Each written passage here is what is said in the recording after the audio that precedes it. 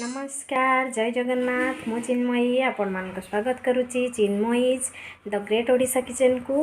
तो केमती अच्छा समस्ते आशा कर समस्ते भल थे खुशी थे। तो मुझे बहुत भलरे अच्छी आ खुशी अच्छी। तो चलतु आज आपण मान गोटे छोट आ बहुत सहज रेसिपी गोटे नहीं आसी जोटा कि आम पूजा पर्वाणी किंबा उपवास बार आम या खाईपर। चल देखा कौन से रेसिपी तार आवश्यक सामग्री कौन आउ प्रस्तुति प्रणाली। मैं केवल यही तीनो जिनस नहीं तीनो जिनस पूरा रेस्टोरेंट स्टाइल बिना पियाज रसुण मुझे आलुदम कर देखा बहुत सहजरे प्रेसर कुकर में बहुत कम समय ये मुझे देखो गोटे चामच जीरा नहीं गोटे सुखिला लंका नहीं आ दुईटी बिलाती नहीं तार मुंडी को मुझे काटी नहीं ये मुझे तीनो आलू नहीं। चलो देखा प्रोसेस। मैं प्रेसर कुकर को बसई नहीं इंडक्शन रे मुझे बसई आप चाहिए गैस रे करेंगे। मुझे हाई फ्लेम दे नहीं प्रेसर कुकर को हीट करे भी फर्स्ट देखो ये आम प्रेसर कुकर टा हीट हो सारी। एबे सनफ्लावर ऑयल नहीं सनफ्लावर ऑयल मु नहीं 2 चामच नहीं तेलटा टिके गरम है आम नेक्स्ट स्टेप को जीवा। भावुची तेलटा गरम हो गला तो ये मुझे जो रखी गोटे चामच जीरा और सुखिला लंका को नहीं नौ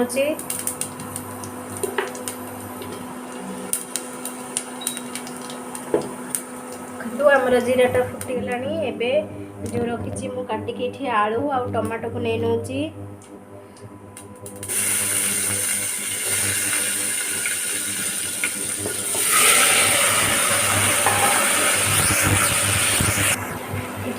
गोटे चामच लुण नहीं हाफ चामच हलदी गुंड नहीं बस ये मु 2 कप पानी देवी बस ये 2 कप पानी नहीं पानी टी अधिका नहीं 2 कप कहीं आलूटा पानी टाणी निए। तो ये आम 2टा सीटी मारिया पर्यंत छाड़दबा। देखो मुझे तार लीड को दे नहीं आउ 2टा सीटी मारिया पर्यंत छाड़ दे।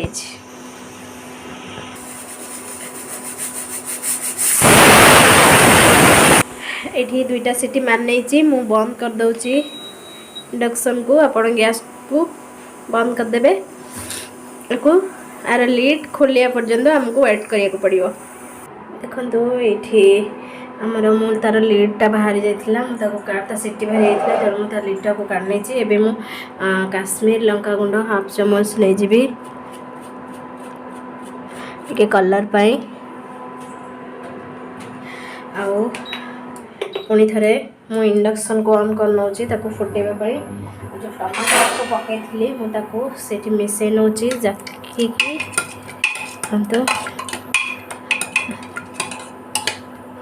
तो टे फुटापी छाड़नमा।